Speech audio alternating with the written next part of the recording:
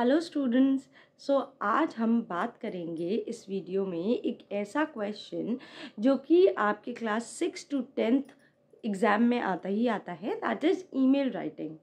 और अगर आप चाहते हैं कि आपको इसमें फुल मार्क्स मिलें तो इस वीडियो को लास्ट तक ज़रूर देखिएगा, क्योंकि इसमें बहुत बहुत इम्पॉर्टेंट आपको इन्फॉर्मेशंस मिलेंगी, लाइक फॉर्मेट, टिप्स, ट्रिक्स और 3 सिंपल ईमेल्स एग्जैक्टली जो आपके पैटर्न है, आईसीएसई बोर्ड का पैटर्न है।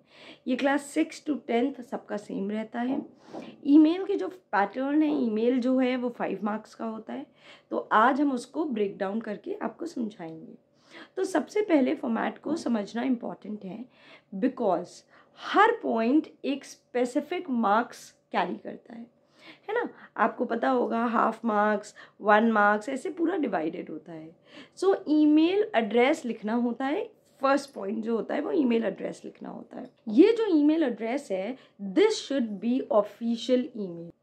मान लीजिए you are writing an email to the principal of a school, so you are not going to write miss.rashmi@gmail.com. No, you are not going to do that. You will write XYZ school principal @gmail.com. Always write formal email. personal emails नहीं लिखने होते हैं, right? Clear होना चाहिए, relevant होना चाहिए, illogical नहीं होना चाहिए। Talking about subject should always be in just 1 line. Subject जो है वो सिर्फ एक लाइन में आना चाहिए। ट्राई करिएगा कि सब्जेक्ट के जो वर्ड्स हैं वो 6 या 7 वर्ड से ज़्यादा एक्सीड ना करें, ताकि आपकी दूसरी लाइन ना कवर हो। Subject should always be there in just 1 line. एक लाइन में सब्जेक्ट होना चाहिए। अगर आपकी एक लाइन में सब्जेक्ट आता है तो सही है, नहीं आता है तो उसको कट करो और उसको तमीज़ से दूसरे पे फिर से लिखो। एक चीज़ जो मैं आपको बताना चाहूँगी, ये लेटर के लिए भी है, ईमेल के लिए भी है, नोटिस के लिए भी है। ट्राई करना कि फ्रेश पेज पे लिखना, आधा इस पेज पे आधा उस पेज पे मत लिखो। अगर उस पेज पे जगह है तभी आप लिखना, वरना पता चला आधी नोटिस इस पेज पे आधी नोटिस उस पेज पे, you will lose marks. Always remember, notice है, ईमेल है, ट्राई किए एक ही पेज पे आए। लेटर है, अगर वो शिफ्ट भी हो रहा है तो कोई प्रॉब्लम नहीं है, लेकिन जो लास्ट पार्ट होता है, थैंकिंग यू, योर्स फेथफुली, ये सिर्फ लेटर की बात कर रहे हैं, तो उसको आप एटलीस्ट 2-3 लाइन लिखिएगा, तब लिखिएगा। सिर्फ नेक्स्ट पेज पे उतना पार्ट नहीं होना चाहिए, right? So talking about email now, email का जो सब्जेक्ट है, it should be clear, it should be relevant, it should be precise. You don't have to explain the entire summary in the subject. सिर्फ जितना required है उतना ही आपको यहाँ पे बोलना है, उतना ही आपको यहाँ पे लिखना है। Next comes the salutation. So dear sir या डियर मैडम लिखना होता है। सैल्यूटेशंस में आप सर या मैडम भी लिख सकते हैं, but remember, you are not suppose to write respected. Respected हम नहीं लिखेंगे under any circumstances. Respected sir, respected madam, marks you will tend to lose marks. Salutation half marks का होता है, half marks आप खो देंगे। या तो आपको dear sir, dear madam लिखना है, या सिर्फ sir या सिर्फ madam लिखना है। Do not write respected sir और ma'am भी अब नहीं एक्सेप्ट करते हैं, कुछ स्कूलों में उसको काट देते हैं। So do not write that. Now talking about the opening sentence, मैंने dear sir लिख लिया, अब मैं क्या लिखूँ? अब मैं क्या लिखूँ, कैसे मैं इंट्रोड्यूस करूँ? तो वो जो इंट्रोडक्शन वाला सेंटेंस होता है, दैट कैरीज हाफ मार्क्स। वो हाफ मार्क का होता है। जनरली बच्चे गड़बड़ कर देते हैं। I hope you are fine, hope my letter finds you in good health. No, you are not going to begin like this, because it is a formal email and respectful one. So you have to keep this in mind. जो भी आपका introductory sentence होता है, जो initial sentence होता है, वो बहुत important है। इनफैक्ट हर लाइन मैटर करती है। पूरे ईमेल में हर लाइन पे हमें ध्यान देना होता है। लैंग्वेज इसकी बहुत प्रिसाइज होनी चाहिए, बहुत ही सिंपल लैंग्वेज यूज़ करनी चाहिए, स्पेलिंग एरर्स बिल्कुल नहीं करने चाहिए। फॉर्मल टोन थ्रू आउट में मेंटेन रखना है, हमें बहुत फॉर्मल वे में बिहेव करना है। We are not going to talk how are you, I hope you are fine, no, right? So हमें जो इनिशियल है, जो फर्स्ट लाइन लिखते हैं, in order to introduce your self and in order to tell that who you are and why you are writing the email, उसको हम कैसे begin करेंगे? You tell me. simply begin कर सकते हैं that this is to inform you that our school is planning to conduct this workshop for class 8 to 10th and या हम ऐसे भी लिख सकते हैं as the representative of XYZ school I would like to inform you about an event which is going to be conducted by our school on अब जो है ये इवेंट का नाम हमने दिया. देखो email and notice are always interconnected. जो क्वेश्चन ईमेल का होता है वो ही नोटिस का रहा होता है. तो नोटिस के हर point each and every point should be there in the email. कोई भी पॉइंट हमारा मिस नहीं होना चाहिए. Now I am writing an email to the neighbouring principal to come and judge the competition, right? So what will I write? I'll simply write, as the representative of XYZ school, I would like to inform you that my school, जो भी school है, is conducting a debate competition named War of Words. The debate competition is held on date, time, venue. मैंने यहाँ पे भी mention किया. Classes of this to this, पूरा detail देना होगा. That the event is scheduled on this date at 10 a.m. to 11:30 p.m. and then you will give the information that different schools are also participating. It would be a pleasure if you can come and judge the competition. So आपको ये सारी details देनी है. Again, it should not be a very lengthy one, very short, very precise and very formal, right? You are not going to give any other unnecessary details. आखिरी में लिखेंगे hoping for a positive reply from your side.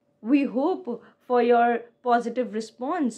Bas, that is it. And then thanking you, yours faithfully, your full name and designation. This is what examiners generally want in your email. They don't want unnecessary details. They just want the format. सब कुछ left hand side aligned होगा. Everything should be on left hand side. Just imagine when you write something on computer, there is an option Control Alt Shift to left. In the similar manner, you will have to write everything on your left hand side. Everything should be aligned in a proper line. See, I have often seen students, date is here, then something is here, then subject is here, so that is wrong. Your format, your overall presentation does matter a lot. So you need to concentrate upon your presentation as well. Please improve your writing and presentation when you are writing, when you're taking your English exams. Why? Because if by chance also this examiner gets confused between your E and your I, you tend to lose marks. And you must be knowing that every 3 mistakes पे आपके 1 marks कटते हैं. So imagine इतनी सारी अगर writing में गड़बड़ी होगी तो कितने मार्क्स कट जाएंगे.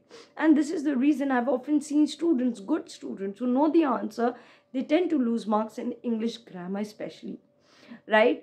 So try to improve your writing, try to write neatly, presentable, and again, the box is not necessary. If you wish, you can make a box, but there is no marks allocated for the box. So अगर school में बोला जा रहा है make a box, नहीं बोला जा रहा है लीव इट. जस्ट रिमेंबर, सारा काम जो है वो एक पेपर पे करिएगा, एक पेज पे करिएगा. अगर जगह बच रही है, मान लीजिए नोटिस लिखा, बहुत सारी जगह बच रही है, कोई बात नहीं, you simply cut it, write down on the next page. आपको पैसे नहीं देने पड़ रहे हैं कॉपी के, you are getting the copy. So simply जो भी काम करें बहुत नीट वे में करें. Leave a line, leave 4 lines, 5 lines after every answer, so that by chance अगर कुछ याद भी आ जाए फ्यूचर में तो आप उसको इम्प्रूव कर सकते हो when you are rechecking your answers, right? So email में एंड नोटिस में मार्क्स गेन करना is very simple.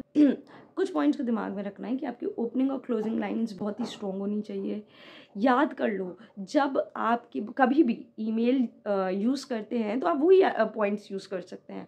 This is to inform you that a school is organising an art exhibition next week, या जो भी है, या I am writing to request your support for an awareness campaign, right? Then you can also write, we are pleased to invite you and your organization to a seminar on climate change. तो अब कुछ closing lines भी देख लेते हैं. Starting और closing line strong होती है ना तो कोई प्रॉब्लम ही नहीं होता है.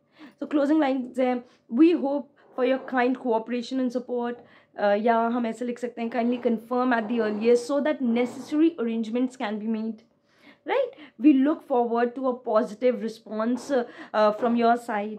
ये तो बहुत कॉमन है, एक दो भी याद कर लोगे ना, घुमा फिरा के लिख सकते हो। इनको मिक्स और मैच करके आप अपना ईमेल पर्सनलाइज कर सकते हैं। जो मैं ईमेल्स आपको सैम्पल में दे रही हूँ, try to go through all the emails, try to write them.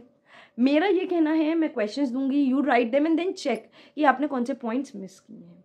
अब जब आपको फॉर्मेट भी समझ में आ गया है, सैम्पल्स भी आप देख लोगे, तो just remember one thing, line spacing maintain करो, सेंट्रली अलाइंड होना चाहिए, फॉर्मल टोन रखो, फॉर्मल और पोलाइट रहना चाहिए, ग्रामर ज़रूर चेक करिए, और हर ईमेल में टोटल 7 पार्ट्स लिखने का टारगेट रखो, राइट। अगर आप ये सब फॉलो करते हैं तो 5 on 5 मार्क्स आपको पक्के मिलेंगे ही मिलेंगे। सो ईमेल तो कंपलसरी सेक्शन में आता है, वो तो करना ही करना है, उसमें कोई ऑप्शन नहीं है।